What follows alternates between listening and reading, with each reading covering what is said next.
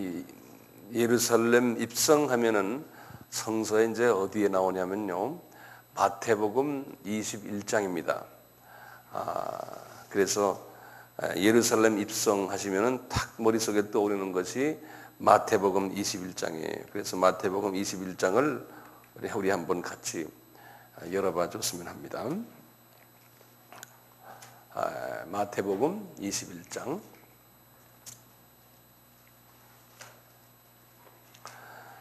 이 마태복음 21장은 항상 기억하실 것이, 우리가 이 장을 뭐라고 우리가 이야기하던가요?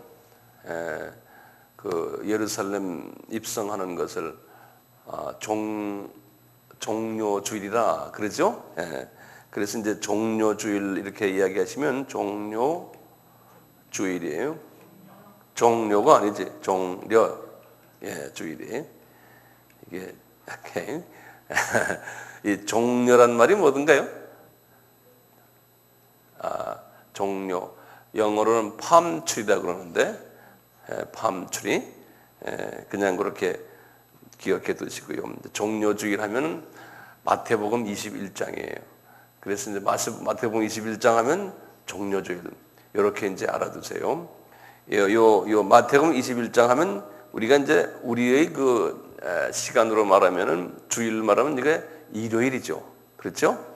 그래서 오늘 이 요일 개념을 좀 가지시고 우리 하나하나 말씀을 좀 같이 보기를 원합니다. 성서를 한번 보세요. 마태복음 21장 1절에서부터요 쭉 17절까지. 마태복음 이제 성서를 하나하나 보시면서 우리가 좀 자세히 봅시다. 마태복음 21장 1절에서부터 17절까지가 뭐냐면요, 이제 마태복음 21장 1절에서도 17절까지가 주일, 이제 우리 지금 말하면은 일요일이에요.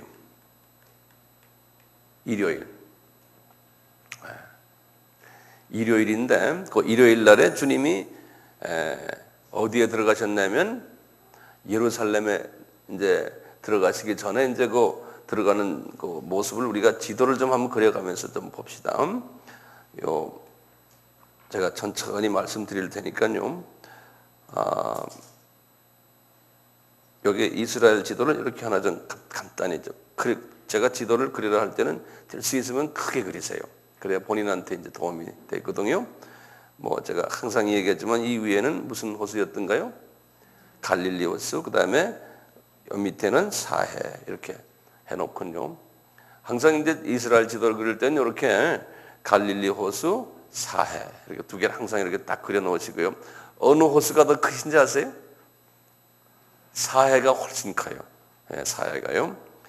그리고 요 사해 꼭대기에서 이 지중해 쪽으로 몇 킬로 가면은 예루살렘이라 그랬던가요?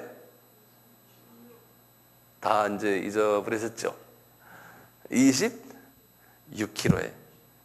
그래서 그걸 꼭 외워두세요. 이 꼭대기에서 26km를 이제 가시면 여기가 예루살렘이에요. 여기가 이제 예루살렘. 이 예루살렘이 있으면 항상요, 또 어디를 기억하셔야 되냐면 사해 꼭대기 이제 이 요르단과 경계되어 있는 여기에 유명한 도시가 하나 있어요. 이 도시가 뭘까요? 여리고예요. 언제 우리 이제 집중적으로 성경 지도를 가지고 우리가 좀 공부할 때가 올 때 있을 텐데요. 여리고예요. 그래서 이제 여리고하고 예루살렘과 이 하이웨이가 있어요. 지금도요. 옛날 예수님 당시에도 그 하이웨이가 있었어요. 하이웨이 자동차 길은 아니지만 사람들이 다니는 국도가 있었어요. 그래서 예수님이 이 3년 공생애 때 항상 이쪽 북쪽에서 살았잖아요. 여기 갈릴리 지방에 사셨잖아요. 그래서 이제 이 갈릴리 지방에서 이제 항상 예루살렘으로 오실 때는, 제가 예전에도 말씀드렸지만 직접 이렇게 직선으로 오지 않아서 꼭 여리고를 들려서 그 다음에 이 국도를 따라서 이렇게 오세요. 예수님이 내려가시는 이유가 있어요. 이 사마리아 사람들을 제자들이 싫어했기 때문에 이렇게 직선거리로는 주님이 안 가셨어요. 항상 밑으로 내려와서 여리고에 들렸다가 이렇게 예루살렘에 가시는데요. 가실 때마다 우리 알다시피 예루살렘 이 국도선상에 예루살렘 바로 못 가서 도시가요. 이제 예루살렘 바로 못 가서 도시 하나가 여기 벳박이라는 도시가 있어요. 벳박에 여기 이제 감람산 나중에 제가 이제 설명드리는데요. 감람산 같으면은 거리로 따지면 한 1km, 한 많아야 2km 정도에 가까운 거리예요. 감람산이 감람산 바로 언덕 너머에 조그마한 말 하나 있는데 그게 벳박이라는 말이에요.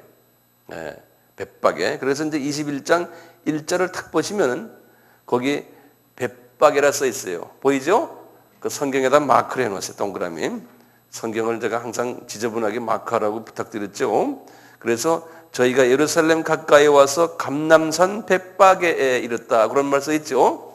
그러면 벳박에가 어느 산 어귀에 같이 있어요? 감람산 어귀에 딱 있어요. 벳박에. 거기다 성경에다 마크를 딱 해놓으세요. 근데 이때 이제 그 벳박에에서 예수님이 하신 말씀이 나귀를 가져오너라. 이제 이렇게 이제 이야기하는 장면이 나오거든요. 그게 벳박이에요. 근데 이 지도를 좀 보세요. 벳박에 조금 더 못 가세요. 다시 말하면 예루살렘 쪽 말고 여리고 쪽으로 해요. 거기에 조금 큰 마을이 하나가 있어요. 벳박에 옆으로 붙어 있는 마을이. 요 마을이 베단이라는데 우리 잘 아는 베단이죠. 예, 바로 벳박에 옆에 붙어 있는 마을이에요. 그래서 예수님이 이 베다니는 누구네 집이 있었던가요? 마리아, 마르다, 나사로 집이죠. 네. 그래서 요 고분들이 살던 집이거든요. 그래서요 예수님이 항상 예루살렘에 오셨다가 주무실 때는 항상요 요 집에 베다니에 있는 그 나사로 이 집에 이제 가서 주무셨다라는 학설이 이제 일반적인 학설이거든요. 그러니까 이제 예수님이 요 길을 많이 다녔죠. 그러니까요. 요 벳박에 또 베다니 요 동네를 많이 다녔어요. 예. 예수님이 아주 그 즐겨 다녔던 길인데요. 우리 알다시피 그 선한 사마리아 사람의 그 예화가 있죠. 예. 그 예화도 이제 이 하이웨이 예화죠. 예수님이 그 하나의 예화지만 그렇죠. 이 여리고로 가는 이제 길에서 이제 뭐 한 사람이 지금 다쳐서 누워 있는데 뭐 누구 지나가고 그러는데 나중에 누가 사마리아 사람이 그 사람을 이렇게 잘 케어해 줬다는 그 이야기도 이 하이웨이를 가지고 예수님이 하신 말씀이에요. 예, 나중에 성서 보시면요. 자, 그림을 이렇게 보시면서 예수님이 지금 이 예루살렘으로 이제 이게 들어오시려고 이제 하는데 지금 이 21장 장면은 뭐냐면 예수님이 지금 3년 공생애 동안에요. 요 3년 공생애 동안에 요 3년이면 주후 AD 26년에서부터 AD 30년인데요. 요 30년. 요 3년. 이게 세 숫자로 생각하면 4년이죠. AD 26년이니까요. 달로 이제 계산하면 요 달로는 3년 달이에요. 그렇게 말하면은 AD 26년에 지금 뒤늦게 이제 그렇게 말하면 9월이나 10월 공생애를 정확히 언제 시작한지 모르지만 그래서 이제 AD 30년 그 연초 요 6월절이 언제냐면 약간 3월, 4월이거든요. 우리 그 6월절을 지금 부활절로 우리가 섬기지 않습니까? 부활절이 되게 몇 월 달이에요? 우리가요. 3월, 4월이거든요. 3월, 4월. 네. 그 똑같아요. 그래서 이제 토탈 보면 3년이에요. 예수님이 거기 계셨던 때가. 자, 3년인데 이 3년 동안에요. 예수님이 6월절을 몇 번 섬겼냐면 6월절을 4번을 섬겼어요. 하나, 둘, 셋. 지금 6번. 여기 한 번, 두 번, 세 번, 4번을 6월절을 주님이 3년 공생애 동안에 6월절을 섬겼어요. 그러니까 6월절 때마다 이제 요 갈릴리 지방의 요 가버나움이라는 데 계시다가요. 요 가버나움, 여기서 갈릴리 호수의 제일 북쪽 꼭대기 있는 도시 아닙니까? 요 가버나움이라는 요 도시에 계시다가 항상 제자들을 모시고는 요르단강, 요단강이 옆에 이렇게 붙어 있는 강이 요단강이죠. 요단강을 따라서 이렇게 해가지고 여리고에 들려가지고 이제 이렇게 예루살렘을 들어가는 게 예수님의 그 6월절이나 일곱절기를 지키기 위해서 예루살렘 들어가는 루트예요. 예수님의 루트예요. 그거 이제 항상 이걸 다 이해하셔야지만 이제 사복음서를 읽으실 때 크게 도움이 돼요. 네. 자, 그런데 예수님께서 지금 이 마태복음 21장 장면은 뭐냐면은 이분이 네 번째 유월절을 지키기 위해서 네 번째 유월절, 그러니까 유월절을 지금 네 번째 지키는 거예요. 그걸 지키기 위해서 지금 예루살렘으로 이제 들어가시는 거예요. 이 네 번째 유월절은 실제로 이분이 유월절에 어린 양이 되시기 위해서 지금 들어가시는 거예요. 그러니까 4라는 숫자는 뭡니까? 예수님이 4라는 숫자는 고통을 경험하고 훈련을 받은 후에 어떤 좋은 목표를 위해서 훈련하는 그 남바가 4거든. 6월절도 이분이 그래서 네 번째 이제 연습을 하시고는 이제 진짜로 이제 들어가시는 거예요. 6월절 어린 양으로. 6월절 들어가시는 장면인데, 다른 때는 6월절 때 들어갈 때는 별 일이 없었어요. 예루살렘에 들어갈 때. 그런데 이번만은 특별한 일들이 일어나는 장면이에요. 자, 그래서 이제 들어가시는데요. 여기가 내가 이제 언제 기회 있을 때 여기에 대해서 자세히 한 굉장한 시간을 제가 보낼 거예요. 그렇지만 오늘은 그러지 말고 그냥 이렇게 들어가셨어요. 이분이 들어가셨는데 12절을 보세요. 지금 이게 예루살렘 입성한 것은 이제 우리 식으로 말하면 지금 종료 주일이에요. 들어가셨어요. 그 예수님이 하시는 말씀이죠. 예수께서 성전에 들어가서 성전 안에서 매매하는 모든 자를 내쫓으시며 돈 바꾸는 자들의 상과 비둘기 파는 자들의 의지를 다 둘러엎으시고 의자를 둘러엎으시고 저희에게 이르시되 기록된 바 내 집은 기도하는 집이라 일컬음을 받으려 하였으면 너희는 그 강도의 구려를 만드는 듯 하시며 쭉 나오거든요. 이렇게 나오는데 보시면 14절, 15절, 16절을 보면 아주 재미있는 말이 있어요. 보시면 소경과 저는 자들이 성전에서 예수께 나오니까 고쳐주시니 대제사장들과 서기관들이 예수의 하시는 이상한 일과 또 성전에서 소리질러 호산나 다윗의 자손이 하는 아이들을 보고 분하여 예수께 말하되 저희가 하는 말을 듣느냐. 예수께서 가라사대 그렇다. 어린 아기와 젖먹이들의 입에서 나오는 찬미를 온전케 하셨다 함을 너희가 읽어본 일이 있느냐. 시편 8장 2절의 말씀을 지금 인용하시는 거예요. 이렇게 말씀은 그들을 떠나 성 밖으로 베다니에 나가서 거기서 유하니라. 이 말씀을 가만히 보시면요, 예수님이 지금 이렇게 6월절 이 일을 과거 모세 때부터니까 1500년 동안 동물을 잡아가지고 6월절 어린 양의 모습을 유대인들에게 보여줬잖아요. 보여주셨는데 실체의 6월절 어린 양이 지금 이렇게 지금 들어오고 계신데 그분을 전혀 알아보지 못한 거 유대인들이 특히 거기 종교 지도자들인 대제사장들이나 서기관, 이 서기관은 신학자들을 서기관이라 그러지 않습니까?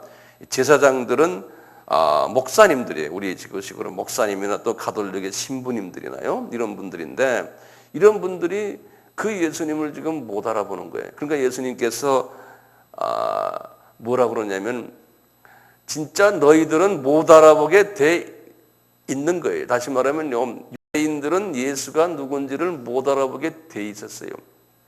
그 구약에 쭉 보면 하나님의 계획이에요. 그리고 이제 이방인들이 이제 이 사람들이 생각할 때 이방인은 여기에서 뭐라고 그랬냐면 소경들이다. 그 다음에 어린아이들이다. 불쌍한 거지들이다. 이런 식으로 이방인들의 개념에서 유대인들의 개념 속에서 이방인을 지칭할 때 이렇게 말하거든요. 그러니까 예수님께서 그렇게 말씀하시는 거예요. 실제로 소경들과 말이죠. 안진병이, 저는 자, 이 병신들이에요. 이걸 이방인으로 지칭하는 거예요. 이 사람들이 실제로 예수님 앞에 나타나는 거예요. 그러니까 실제 일어난 일과 영적인 또는 상징적인 의미가 막 이렇게 막 섞여 있어요. 그래서 보시면 항상 예수님이 하실 때 그렇게 해요. 보세요. 소경과 전원자들이 성전에서 예수께 나오매 예수님이 고쳐졌다는 거예요. 그러니까 누가 이제 예수님 앞에 와서 혜택을 받는다는 거예요. 이방인들이 혜택을 받는다는 거예요. 예. 이렇게 예수님이 딱 보여주시는 거예요. 그리고는 15절에 대제사장들과 서기관들이 예수의 하시는 이상한 일과 또 성전에서 소리질러 호산나 다윗의 자손이 하는 아이들을 보고 분하여, 아이들도 거기에 이제 이방인들을 지칭하는 거예요. 이제 상징적으로요. 이런 사람들을 보고 이렇게 하는 걸 보고, 그러니까 예수님께서 그러는 거죠. 예수께서 말하되 너희들이 분해하는 거, 예수께서 가라사대 분해하는 거, 그게 다 정정이라는 거죠. 예수께서 가라사대 그렇다. 어린 아기와 젖먹이들의 입에서 나오는 찬미를 온전케 하셨다. 이 사람들이, 지금 이방인들이 자기를 보고, 아, 저분이 메시아다, 저분이 여호와다, 저분이 성전에서 저렇게 이제 죽으실 메시아다라는 것을 외치겠다라고 말한 그 말이 이루어지기 위해서요. 그것이 이런 일을 이렇게 외치겠다는 그 말을 어디서 했냐면 시편 8장 2절에서 했다는 거예요. 다시 말하면 다윗에게 이렇게 말을 해줬다는 거예요. 언제? 1000년 전에. 예? 1000년 전에 다윗에게 이렇게 예언한 그 예언이, 근데 다윗에게 누가 말했냐면 여호와께서 다윗에게 이렇게 해줬거든요. 그러니까 그때 여호와는 누구냐면 예수님이에요. 예수님이 내가 다윗에게 말하는 말을 내가 지금 이루기 위해서 너희들이 지금 이런 행동을 한다는 거예요. 예. 그러니까 하나님이 보면은 참 어떨 때 보면은 하나님의 예정 속에서 움직여 나가는 거 보면 이게 상당히 우리가요, 인간의 이성으로 보면은 어떤 때는 unfair해요. 우리가 우리 삶 속에서 어떤 일들이 일어나고 있어요. 내가 좋지 않은 일들이에요. 내가 원치 않는 일들이 일어날 때 그것을 그 사건 그 자체만 보면은 참 그런데요, 그 사건 뒤에 숨겨져 있는 하나님의 뜻을 우리가 기다리고 볼 필요가 있어요. 그러니까 좀 역사적인 그 안목으로 사물을 보는 거예요. 그래서 그 사건 자체만 보시고 그냥 그것 때문에 뭐 좋다 나쁘다 뭐 섭섭하다 이러지 마시고, 어떤 사건이 딱 일어나면 아, 이 사건은 앞으로 어떤 일을 하나님이 보여주기 위해서 이 사건이 있구나. 그 멀리 보고는 그 사건 자체가 언젠가는 좋은 일로 잘 될 것 같다. 이제 이렇게 이제 보는 연습이에요. 그런데 좋은 일을 뭐냐? 예수님 중심으로 좋은 일을 보는 거예요. 그러니까 모든 것은 하나님이 통치하시니까, 우리 주님이 예수님이 통치하시니까 그분이 과연 이 세상에서 지금 우리에게 원하는 게 뭔가, 그것을 그런 쪽으로 보는 거예요. 그분의 뜻을 찾아서 모든 사물을 우리가 해석하는 거예요. 혹시 조금 어려울 수도 있지만 그렇게 좀 이해해 주시기 바라요. 자, 이렇게 이제 하셨지 않습니까? 이제 아시다시피 이제 12절에 보면 이분이 성전에 들어가 가지고 비둘기에 파는 사람들, 돈 바꾸는 사람들 막 이제 막 욕하시는 장면 나오지 않습니까? 그건 그분들이 그만큼 예수 그리스도의 그 진가를 몰랐기 때문에, 오늘날도 마찬가지지. 교회가 물질 위주로 돼버리고 하나의 그 행사 위주로 돼버리고 이런 식으로 자꾸 하다 보면은 그것이 하나의 그 세속화돼 버리는 이제 그런 모습을 이제 여기다 보여줬잖아요. 이제 그런 것은 이제 다 제쳐놓고요. 이분이 그러고 이제 주일날에 이렇게 하신 거예요. 그리고는 17절 보시면 그들을 떠나 성 밖으로 베다니에 가서 거기서 유하시더라 그랬지 않습니까? 그래서 여기서 베다니에다가 좀 동그라미를 쳐놓으세요. 이분이 이제 베다니에 이제 가셨어요. 여기 지도를 보시면 이제 베다니에 이제 가셨지 않습니까? 여기에. 그리고 거기서 이제 하룻밤 주무셨어요. 하룻밤 주무셨어요. 거기 이제 예루살렘 입성하셔서 첫날 보내는 장면이에요. 근데 그 첫날은 우리가 말하면 주일날이에요. 일요일이에요. 주일. 이렇게 하셨어요. 그리고 이분이 그 다음 이제 베다니에서 하룻밤 주무시고 이제 월요일날 아침에, 그래서 그 18절부터요. 그 18절 거기다가 써놓으세요. 월 그렇게 써놓으세요. 성경 그 옆에 빈칸에다가 월 이렇게 써놓으세요. 월요일입니다. 이제 예수님이 보세요. 월요일날 이른 아침에 성으로 들어올세, 예루살렘으로 다시 들어오셨어요. 시장하신지라. 여기 이제 잘 보시면 이 주님의 그 하시는 모든 그 그분의 그 하시는 행동을 우리가 보시면서 이것이 곧 시간만 보지 말고 그것이 어떻게 역사 속에서 이것이 어떤 앞으로 일어날 일들을 위해서 이분이 이런 행동을 하시는지를 우리가 한번 볼 필요가 있어요. 그것을 보시고는 오늘날도 무슨 일이 일어나는 걸 보고 그것만 보지 마시고 앞으로를 볼 줄 아는 그런 우리 눈을 좀 뜰 수가 있어요. 자, 보세요. 이른 아침에 성으로 들어오실 때 시장하신지라. 이 시장하신 것도 다 하나님이 뜻이 계신 거예요. 길가에서 한 무화과 나무를 보고 무화과 나무에다 줄을 탁 져놓으세요. 무화과 나무를 보시고 그리로 가서 잎사귀밖에 아무것도 얻지 못하시고 나무에게 이르시되 잎사귀밖에 아무것도 얻지 못하시고, 그러니까 열매가 없다는 소리죠. 우리 알다시피 그 무화과 나무는 뭡니까? 무화과 나무는 이스라엘을 이야기해요. 그래서 그거 좀 참고로 써놓고요. 이스라엘 사람들 그리고 이스라엘 나라들을 이야기할 때 무화과 나무다 이렇게 말. 거기에 잎사귀들 하는 것은 무화과 나무에 딸린 백성들이 이럴 때 이제 무화과 나무 그러거든요. 이 무화과 나무가 열매가 없는 모습을 지금 예수님이 지금 보고 계신 거예요. 그럼 무슨 열매가 없을까요? 예?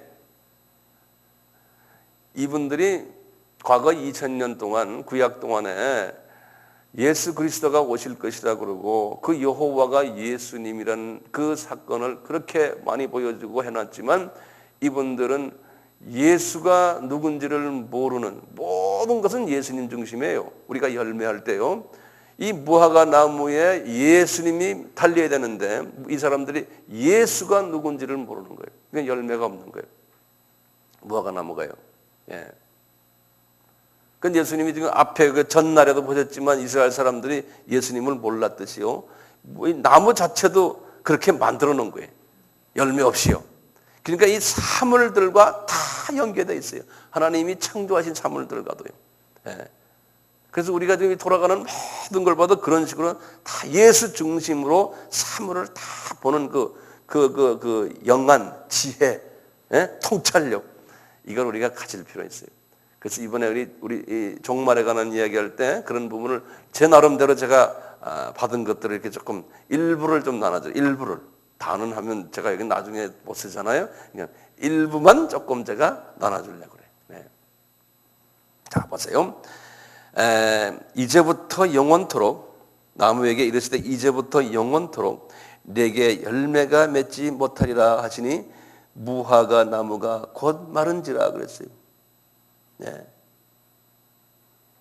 이게 지금 보시면요. 여기 지금 예수님께서 지금 영원토록이라는 말 썼어요. 그러면 이스라엘 사람들이 영원히 그러면 완전히 다 이제 멸망하느냐? 여기 지금 그렇게 돼 있죠. 그래서 이게 성서를 우리가 볼 때요. 해석을 잘해야 돼요. 다시 말하면 예수님이 그 당시에 그 필링을 잡아가지고 왜 이렇게 영원이라는 말을 썼을까?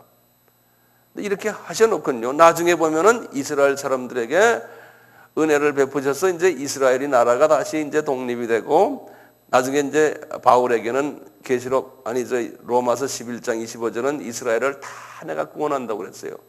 예? 그런데 여기에 보면은 영원토록 이제 다 이제 망해버린다는 거죠. 그러면 이게 이제 신신학 하는 사람들은요, 신신학자들은 이거 봐라. 이게 말씀이 앞뒤가 안 맞다. 예?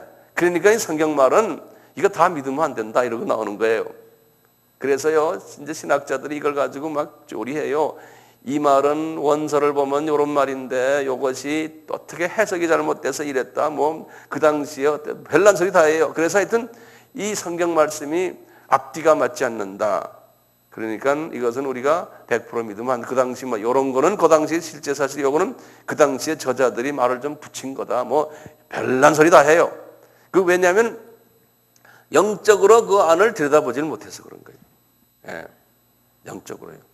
그러니까 우리가 자녀들에게 말 안 들으면 우리 말도 이런 게 있잖아요. 내가 너 죽여버릴래 그냥. 예? 화가 나면 그렇게 표현하잖아요. 진짜로 죽이는 게 아니잖아요. 예? 화나서 좀 강한 표현으로 형용사가 들어간 건데 이런 적도 마찬가지 영원토록 하는 거예요. 이게 이 전날 보세요. 이 전날의 한 짓을 보세요. 2000년을 연습하셔서 예수님이 지금 여기 오셨는데 그분 다 저쪽에 이제 아담의 타락한 것까지 따지면 약 한 4000년이거든요. 그렇게까지 해도 몰랐던 이 사람들에게 화가 나셔서 한마디 그런 식으로 표현한 거죠. 네. 자, 그런데 이제 나중에 이제 화요일 날에 보시면 완전히 다른 말씀도 하세요. 오케이? 자, 이게 좀 참고로 그렇게 알고 계시고요. 제자들이 보고 이상히 여기에 가로되 20절입니다. 무화과 나무가 어찌하여 곧 말랐나이까? 예수께서 대답하여 가라사대 내가 진실로 너희에게 이르노니 만일 너희가 믿음이 있고 의심치 않으면 이 무화과 나무에게 된 이런 일만 뿐이 아니라 이 산들어 들려 바다에 던지라 해도 될 것이요. 너희가 기도할 때 무엇이든지 믿고 구하는 것은 다 받으리라. 여기 요것만 딱 가지고 이야기하면요. 앞에 지금 요 믿음이 있으면 산도 옮기고 다 한다는 거죠. 그렇잖아요? 근데 요 말씀만 가지고 우리가 성서 공부도 많이 하고 이 말씀만 가지고 별난 얘기를 다 해요. 믿음이 있으면 뭐 독도 먹어도 된다고 어떤 사람은 믿음이 있기 때문에 독도 먹었다 죽는 사람도 있고 그렇잖아요. 예, 그런 사람이 있었대요. 여기서 지금 믿음이라는 건 지금 예수님이 지금 이 월요일 날 지금 하시는 가운데의 믿음은 무슨 믿음이에요? 항상 말씀하실 때 앞뒤를 보시고 어떤 상황에서 믿음을 이야기했어요. 예. 이 믿음이라는 거는 내가 예수님이에요. 예수님이 하나님이시고 하나님의 또 성자 하나님이시고 구속을 위한 그래서 이 일을 위해서 여기 오셨다는 그 하나님, 예? 거기에 대한 믿음이에요. 예. 거기에 대한 믿음을 너희들이 가지지 못했기 때문에 지금 이런 짓들을 한다는 거예요. 예. 내가 하나님이라는 걸, 창조주라는 것을, 구속주라는 걸 믿을 때는 그 믿음 안에서는 뭐든지 다 할 수 있다는 거예요. 그래서 이 안에 이제 그 믿음 했고요. 뭐 다 할 수 있다는 그 사이에 간격이 많거든요. 그 간격은 성서에서 많은 부분에서 말해요. 그 사이에 그냥 믿고 그냥 산 옮기는 게 아니라 그 사이에 엄청난 조건들이 많아요. 그 조건은 여기서 생략이 됐어요. 예. 자, 그런데 여기서 지금 초점이 뭐냐면요. 무화과 나무가 저주를 받았다는 게 초점이에요. 예? 그 무화과 나무가 왜 저주를 받았냐? 예수님을 인정을 안 했기 때문에 이스라엘 사람들이요. 근데 그것도 하나님의 계획이었어요. 그러다가 이 무화과 나무가 이렇게 저주를 받고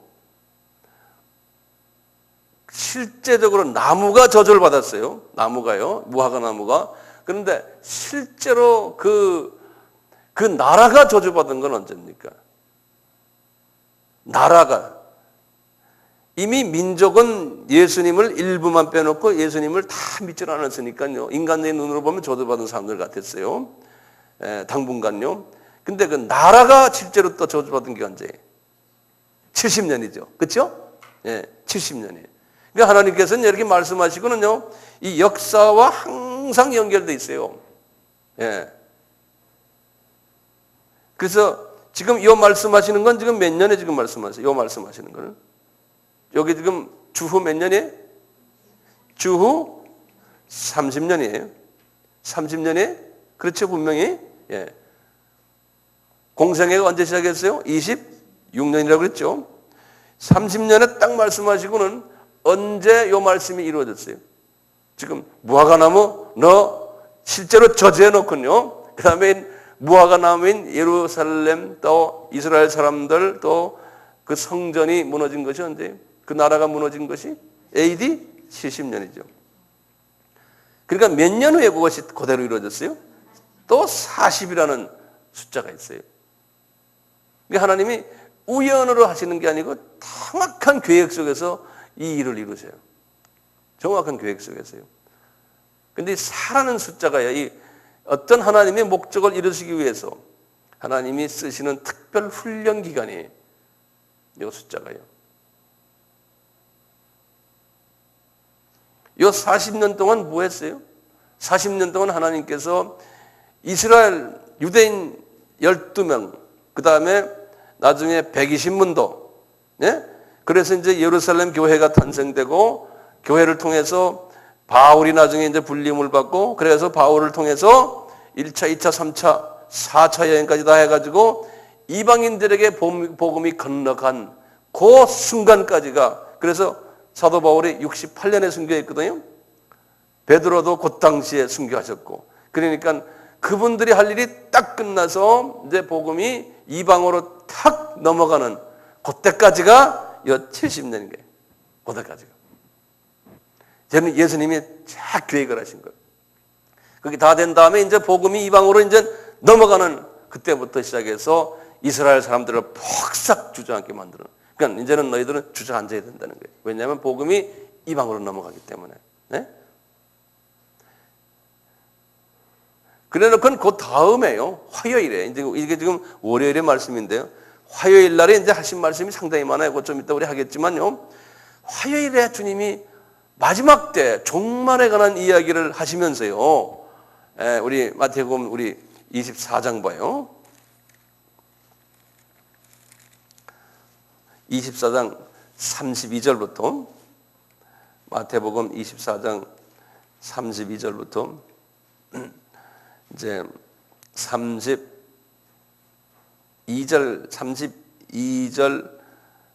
33절 34절까지 봐요. 34절까지. 이제 이분이 말씀하시기를 보세요. 무화과나무 비유를 배우라. 그 가지가 연하여지고 잎사귀를 내면 여름이 가까운 줄을 아나니 이와 같이 너희도 이 모든 일을 보거든 인자가 가까이 온 줄. 이건 지금 마지막 때 예수님께서 이제 재림이 가까워올 때 크리스천들에게 하시는 말씀을 이분이 지금 화요일 날, 월요일 날에 저주를 하시고는 화요일 날에 다시 무화과나무와 관계돼 가지고 마지막 때의 징조들을 설명하실 때 무화과나무를 다시 인용하세요. 예. 그래서 이 말씀이 언제 일어났어요? 1948년에 다시 말하면 이스라엘 나라가 독립됐지 않습니까? 1948년에 무화과나무가 이제 다시 잎사귀를 내기 시작한 거예요. 이 말씀은 제가 예전에 한번 했죠. 한번 제가 한 기억이 나는데요. 그건 제가 또 교회에 있을 때 또 말씀드리고요. 그래서 이렇게요. 월요일 날에 이분이 베다니에서 나오셔서 예루살렘에 들어가셔가지고 그날 하루 하신 일은 뭐냐? 무화과나무에 대한 저주와 그것은 이제 AD 70년에 일어나는 일을 예견하시고 그 일을 하시고 실제로 무화과나무가 또 말라버리고요. 그러고 있다가 이제 그 다음날 화요일에 이 무화과나무가 이제 종말에 관한 말씀을 하시다가 그 무화과나무가 어제 내가 말한 무화과나무가 다시 이제 살아날 것이라는 거예요. 이렇게 이제 말씀하시는 거예요. 자, 그래서요. 23절을 보시면요. 이제 21장, 마태복음 21장,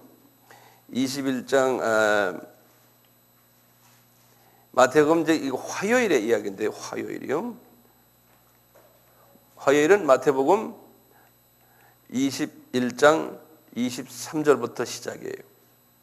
그래가지고요, 어디까지냐면 25장 46절이에요. 그러니까 25장 마지막 끝까지요. 26장을 한번 다시 한번 열어봐 주세요. 26장을. 26장 열어봐 주시면 다 여셨어요. 우리 한번 실제로 성경을 보시면 깨달아요. 1절, 2절을 보세요. 예수께서 이 말씀을 마치시고 하는 건 지금 앞에 25장까지의 말씀이에요. 이 말씀을 마치시고 제자들에게 이르시되 너희 아는 바와 같이 이틀이 지나면 6월절이라 인자가 십자가에 못 박히기 위하여 팔리우리라 하시니라. 요거거든요. 그래서 이틀이라는데 동감을 참 줬어요. 이 이스라엘 사람들의 이 카운팅 시스템이 어떻게 되어 있냐면요. 날짜 카운팅이. 저를 좀 보실래요? 요거 줄을 하나 그으시고. 여기 지금 화요일이에요. 우리가 지금 화요일에 하시는 말씀인데 화요일에서 이틀이 지났다 하면 어떻게 되냐면 화요일은 카운트를 안 해요. 수요일이 하루, 목요일이 하루예요. 그 이틀이 지나면 그러면 그 다음에 이제 날짜가 금요일이에요. 이렇게 이야기를 해요. 이스라엘에서는 날짜 카운트는요. 자, 그날은 카운트 안 해요. 이틀이 지났다. 그러니까 수요일과 목요일이 지나면 하니까 오늘이 무슨 요일이에요? 목요일 아니 화요일이에요. 그래서 요 25장까지는 화요일이에요. 그러면 월요일은 어디였어요? 월요일 끝나는 것은 21장 아까 22절까지예요. 그렇죠? 그러니까 21장 23절부터 지금 25장 제일 마지막 46절까지는 무슨 요일이에요? 그럼 화요일이에요. 이해되세요? 예. 자, 그러면요. 그냥 간단하게 화요일 날에 우리 주님이 엄청난 중요한 말씀을 많이 했어요. 화요일 날에. 우리가 우리 귀에 익은 말씀들 많이 하셨어요. 예. 특히 이제 화요일 날하고 그 다음에 이제 수요일 날도 굉장히 중요한 말씀을 많이 했어요. 그래서요, 이 수요일 날과 목요일, 특히 수요일과 목요일 하신 말씀은, 이 목요일은 무슨 말씀이에요? 성만찬. 그렇죠? 특히 이 성만찬 말씀은 목요일, 수요일 날은 별로 그렇게 중요한 말씀 많이 안 하셨는데, 목요일 날은요, 성만찬 말씀을 엄청나게 많이 했어요. 이분이. 목요일 날은요, 특히 성만찬 저녁에. 그것이 어디에 나오는 요한복음이요. 요한복음 13, 14, 15, 16, 17장 전부 이 5장이요. 성만찬 때 하신 말씀. 예. 요한복음이 전체가 몇 장입니까? 21장인데 21장 중에서 하루 저녁에 목요일 날 하신 말씀이 5장을 할애했어요. 근데 이 5장 속에는요, 엄청난 중요한 말씀이 많아요. 그래서 제가 지금 말씀드리는 이유는요, 우리 예수님께서 그 십자가에 달리시기 위해서 월요일부터 주일날 이제 종려주일날 들어가셔가지고요, 특히 월요일부터 시작해서 그 달리시는 목요일 저녁까지 그 하신 말씀들을 쫙 언제 그것만 제가 집중적으로 한번 설명할 기회가 있을 것 같은데, 그거를 우리가 자세히 보면요, 우리에게 큰 도움이 돼요. 우리 주님이 마지막 유언 같은 말씀들이 3년 정말 제자들을 훈련시킨 다음에 제자들에게 주옥 같은 말씀들을 그 나흘 동안 하셨어요. 그래서 우리가 주님께 사랑을 받으려면은 그 나흘 동안의 말씀에 깊이 집중을 할 필요가 있어요.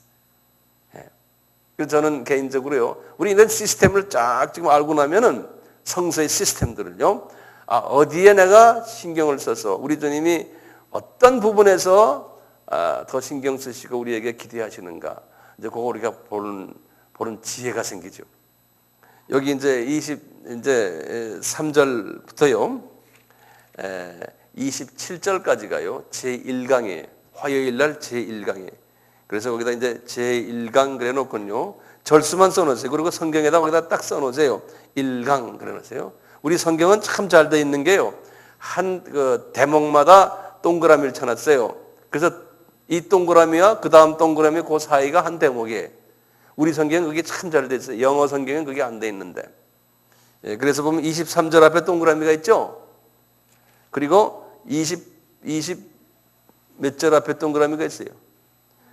32인데 27절까지가 한 단락이에요. 여기 우리 성경에 동그라미 없지만요, 28절 앞에 실은 동그라미가 있어야 되는데 그걸 놓쳤어요. 우리 성경은. 그래서 제1강, 제가 뭐 제목을 드릴 필요 없지만 제1강은 뭐냐면 이런 거예요.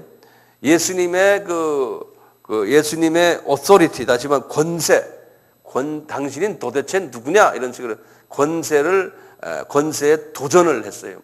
그래서 이제 1강은 그 권세 도전에 대해서요, 예수님의 권세 도전에 대해서 이분이 그렇게 그냥 이렇게 스쳐 넘어가 버렸어요. 그냥 지금 말해야 이해를 못하니까요, 이제 이 이스라엘 지도자들이요, 대제사장들이 이해를 못하니까 그냥 그래 하고 그냥 적당히 그냥 이렇게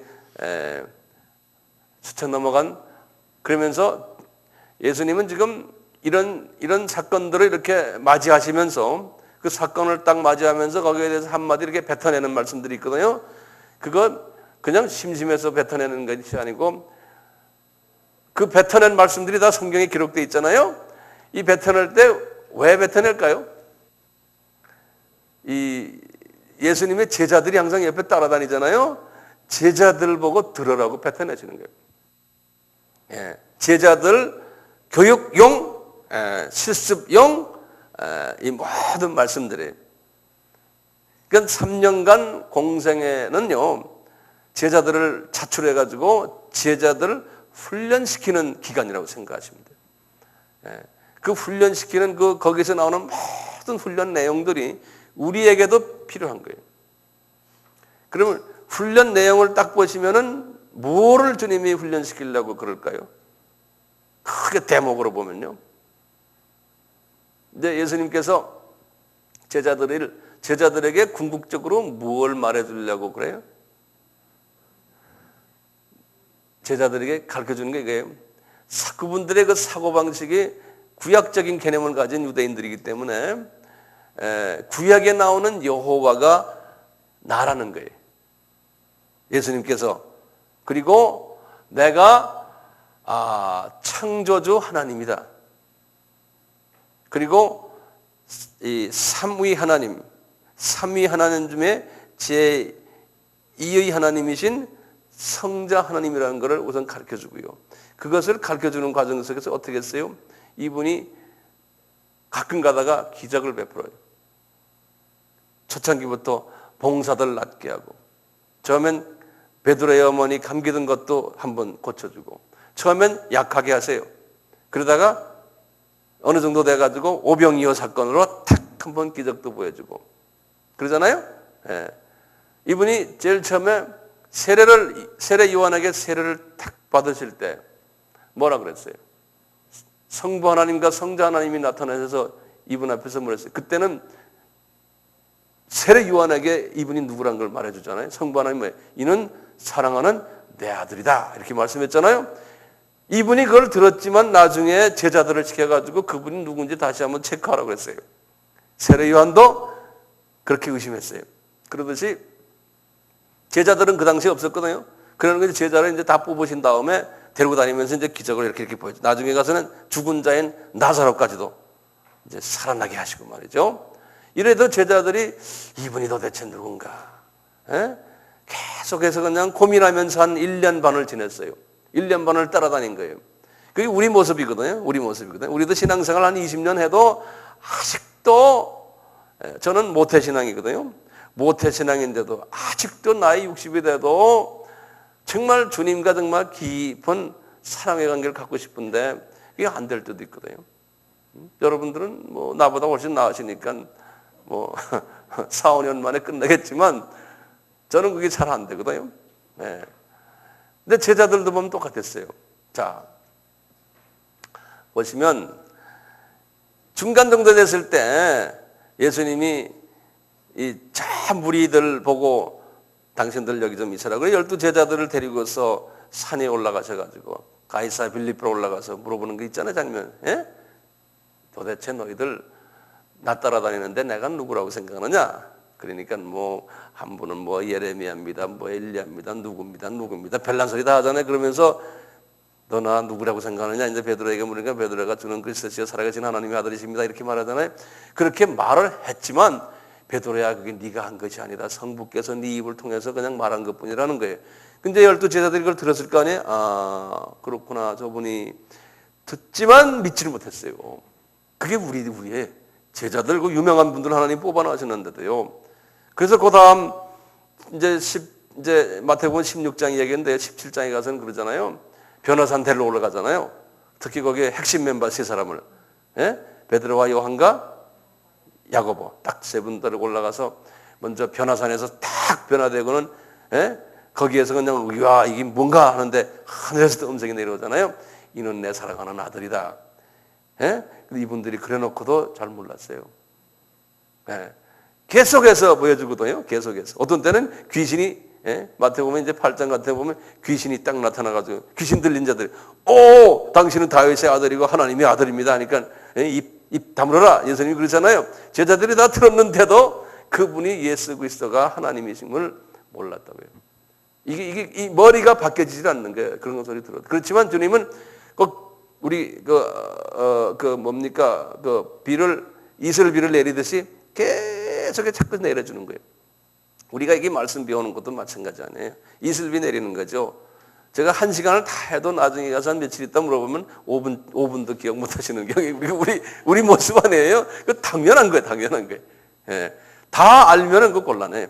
그 사람 좀 잘못된 사람이에요. 제 사람들 이런 말 해서 미안합니다. 근데 특수한 사람들은 하지만 대부분은 다 그냥 이슬비 맞고 가는 거죠. 예? 기분 좋죠? 그 말 하니까. 예. 그래서 나중에 이제 하지만 예수 그리스도가 내가 이 세상 내가 하나님의 아들이고 그 하나님의 아들이 3년 동안의 훈련 계획이 그거예요. 내가 하나님의 아들이고 내가 구세주로서 구약에서 나오는 모든 예언을 이루러 온 하나님이다. 그런데 내가 이제 너희들을 위해서 대속의 제물로 왔다. 응? 그리고는 이 대속의 제물로 내가 한 다음에 그 다음에 내가 다시 부활해 갖고 내가 승천한다. 응? 그리고는 너희들에게 지상명령을 내려줄 거다. 여기가 이제 사복음서의 내용이거든요. 예? 그게 이제 제자들에게 가르치고 싶은 거예요. 그래 너희들이 이제 지상명령을 할 때 니네 힘으로는 도저히 안 된다. 너희들이 나를 하나님의 아들이라는 하나의 지적인 이해는 가지고는 안 된다. 지상명령 못한다. 뭐 파라클레이토스를 받아야 된다는 거야. 예? 그런 거 기다려라. 그래서 이제 받지 않습니까? 그래가지고 뛰어나가는 거예요. 예. 그게 사도행전 안에 똑같이 지금 여기에서 지금 예수님께서요, 이거 화요일 날이요, 거의 제자들에게 이제 어느 정도 대강 이제 출애인이 거의 끝난 거예요. 우리 초등학교 6학년에 졸업하려면 지금 한 5학년 정도 됐을 때 지금 화요일 날에 아주 깊은 말씀을 해주는 거예요. 나중에 너희들이 지도자가 되려면 어째야 된다. 근데 여기 지금부터 2강부터 보시면요, 그 아주 특수한 하나님의 그 계획을 말씀하죠. 2강에서요. 제 2강에서요. 화요일 날에요. 2강에서 뭐냐면은 2강에서 얘들아, 복음이 이스라엘 사람에게 떨어져도 이스라엘 사람들이 그것을 배척할 거라는 거예요. 소수만 빼놓고. 그리고는 복음이 이방으로 넘어갈 거라는 걸 지금 여기다 말씀하시는 거예요. 그래서 여기 아주 예화를 우리 다 아는 예화들이에요. 한번 보시면 그러나 이제 28절 보세요. 그러나 너희 생각에는 어떠하뇨? 한 사람이 두 아들에게 맏아들에게 가서 이르되 포도원에 가서 일하라 하니 대답하여 가로되 아버지여 가겠소이다 하되 가지 아니하고 둘째 아들에게 가서 말하니 둘째 아들이라는 거예요. 둘째 아들은 이방인들이죠. 31절에 제자들에게 그 둘 중에 누가 아버지 뜻대로 하였느냐? 가로되 둘째 아들이나이다. 저희에게 예수께서 저희에게 이르시되 내가 진실은 너에게 이르노니 세리들과 청기들이 너희보다, 이건 이방인들 이야기하거든요. 너희보다 먼저 하나님의 나라에 들어가리라. 그러니까 누가 먼저 그리스도의 복음을 받아서 하늘나라에 들어간다는 거예요? 이방인들이 먼저 들어간다는 거예요. 네. 그것을 제자들에게 가르치는 거예요. 그러니까 이 사람들이 그 하나님의 플랜을 알아야 되지 않습니까? 예? 이제 나가서 사도행전부터 나가서 뛸 텐데, 예? 근데 제자들이 그걸 다 몰랐어요. 그걸 깨달은 사람이 누군지 아세요? 바울밖에 없어요. 예. 이 엄청난 하나님의 큰 비밀을 깨달은 사람은 바울밖에 없었어요. 바울과 그 바울을 따라다녔던 분들이. 예. 똑같이 이제 3강으로 가시면요. 3강으로 가서도 같은 이야기를 그런 식으로 하세요. 3강에 가서도요. 이제 집에 가서 한번 보세요. 같은 이야기를 더 자세히 말씀하세요. 지금 똑같은 이방인이 나중에 복음을 받아서 먼저 나를 영접한다는 거예요. 유대인이 안 하고. 이제 22장에 들어가서 제 4강인데요. 4강에 가서 더 구체적으로 말해요. 요거 이제 나중에 제가 요것만 가지고 또 설명할 때가 와요. 4강에서도 그래요. 이방인들이 처음에 뭐냐면 유대인들에게 복음이 들어갔는데 거기 이제 한번 볼까요? 한번 22장 보세요. 22장 제 4강이에요. 예수께서 다시 비유로 대답하여 가라사대 천국은 마치 자기 아들을 위하여 혼인잔치를 베푼 어떤 임금과 같으니 그 종들을 보내어 그 청한 사람들을 혼인잔치에 오라 했더니 오기 싫어하거늘 또 다른 종들을 보내어 가로되 청한 사람들에게 이르기를 내가 오찬을 준비해야 된 나의 소와 살찐 짐승 잡고 모든 것을 갖추었으니 혼인잔치에 오셔서 하라 하였더니 저희가 돌아보지도 않고 나아가는 하나는 밭으로 하나는 장업차로 가고 그 남은 자들은 종들을 잡아 능력하고 죽이니 임금이 노에 군대를 보내어 그 살인한 자들 진멸하고 동네를 불사르고 여기까지거든요. 여기 지금 이스라엘 사람들 가지고 이야기하는 거예요. 여기 보면 천국은 자기 아들을 위하여, 아들이라는 건 예수님이에요. 그 2절에요. 예수님 위하여 혼인잔치를 베푼 것 같다. 이게 지금 언젠가면요. 우리 지난 시간에 휴거의 시나리오 속에서요. 혼인잔치 장면 생각나세요? 기억나시죠? 다 혹시 잊어버린지도 모르겠는데 잊어버린 게 당연하다고 그랬지만요. 혼인잔치에 들림을 여기에 들어와라 이렇게 했는데 이게 지금 시간을 22장은 제4강은 종말로 지금 띈 거예요. 하나님의 구원 계획 속에서 종말로 띄어가지고 혼인잔치에 들어와라 하는데 혼인잔치에 들어오는 사람은 유대인 중에서는 없다는 거예요. 그래서 보면요, 이 혼인잔치에는 유대인들이 참가를 못해요. 여기에 말씀이면요. 요거 우선 참고로 알아두세요. 예? 그래가지고 혼인잔치에 안 들어온다는 거는 혼인잔치에 안 들어온 것만은 유대인들은 지금 이게 이 복선으로 되어 있는데요. 유대인들은 앞에 2강과 3강에서 보면 유대인들은 주님 앞에 1차로 안 온다는 거예요. 아무리 불러도 안 온다는 거예요. 그러니까 혼인잔치에도 못 가는 거예요. 예. 자, 그런데 이제 사거리에 나가서 그 7절, 이제 8절부터 그래요. 혼인잔치는 예배드는 청한 사람은 합당치 아니니 길거리에 나가서 만나는 대로 아무나 막 악한 자나 선한 자를 막 다 데려오라는 거예요. 이게 무슨 말입니까? 이거는 이방인 가지고 이야기하는 거예요. 예? 그 이방인들 중에서 하나님 앞에 온 사람들이 있는 거예요. 이제 제자들에게 그 훈련시키는 거예요. 이 제자들이 이게 무슨 말인지 모르지만 나중에 2000년 동안 그때부터 시작해서 지금까지 제자들에게, 예? 이걸 우리에게 이제 가르쳐 주는 거예요. 그러니까 이방인들은 온다는 거예요. 아무거나 막 잡아오는 게 이방인이거든. 왔는데 이방인 중에서 딱 2가지 사람이 있다는 거예요. 뭐냐? 이방인 중에서 혼인잔치에 가는 사람이 있고 혼인잔치에 못 들어가는 사람이 있다는 거예요. 이방인 중에서. 이걸 지금 비유적으로 말씀하시는 거예요. 그래서 주님이 이제 14절에 그러는 게 이방인들 중에서 청함을 받은 자는 많다 하시면 구원받아서 하나님 앞에 온 사람은 많지만 택함을 입어서 혼인잔치에 들어가는 사람은 많지 않다는 거예요. 이렇게 지금 주님께서 이렇게 비유적으로 지금 말씀하시는 거예요. 이게 제4강이에요. 어느 요일이라고 그랬어요? 이게 화요일이에요. 그러니까 성서 이렇게 보시면서요. 마태복음 21장부터 쭉 보시면 이게 화요일에 말씀하시는구나. 이게 그러면 이게 입체감이 나겠죠. 예? 막연히 보는 것보다요. 그 입체감을 좀 나시라고 제가 이렇게 좀 시간 들여서 지금 말씀드리는 거예요. 예. 자, 그리고는 이제 15절부터 22장 15절부터 이제 5강이 들어가요. 5강이 들어가요. 15절부터 쭉 해가지고 이제 15절은 그 5강은 유명한 거예요. 15절은 22절까지거든요. 이제 그 유명한 뭐죠? 가이사에게 우리의 세금을 바쳐야 됩니까? 안 바쳐야 됩니까?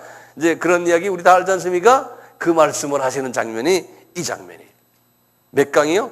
5강이에요. 무슨 요일이에요? 화요일이에요. 예. 그리고 이제 6강이에요. 6강이 23절에서부터 33절까지. 여기에 부활에 관한 이야기예요. 예. 부활이 있느냐 없느냐에 관한 이야기 쭉 있어요. 자, 그 다음에 34절부터 7강이에요. 이제 이렇게 해놓고 집에 가서 이걸 쭉 한번 보세요. 7강이에요. 7강이 그 유명한 말이죠. 예? 예수께서 사두개인들에게 대답할 수 없게 하신 답을 바리새인들에게 듣고 모여서 그 중에 한 율법사가 예수에게 시험하여 묻되 선생님의 율법 중에 어느 계명이 가장 큽니까? 이렇게 물으면 그 유명한 우리 잘 하는 거 있죠? 너희는 마음을 다하고 목숨을 다하고 뜻을 다하여 주 하나님을 사랑하라 했으니 자 이거 보세요. 이렇게 말하잖아요. 그러면 보세요. 예수님이 지금 이 날을 해야 되겠는데 예수님이 이 말을 하시도록 누구를 사용하세요? 여기 지금 누가 질문해요? 율법사들이 예수님께 질문하잖아요? 그렇죠? 그러니까 율법사들이 질문했으니까 예수님이 내가 마지못해 대답한다는 이런 이게 아니에요. 그건 이제 우리가 인위적인 방법이에요. 우리가 인간적인 차원에서 보면 그래요. 그게 아니에요. 제자들을 훈련시키기 위해서 이런 말씀을 이분이 다 가르쳐야 되는데 그것을 드라마식으로, 예?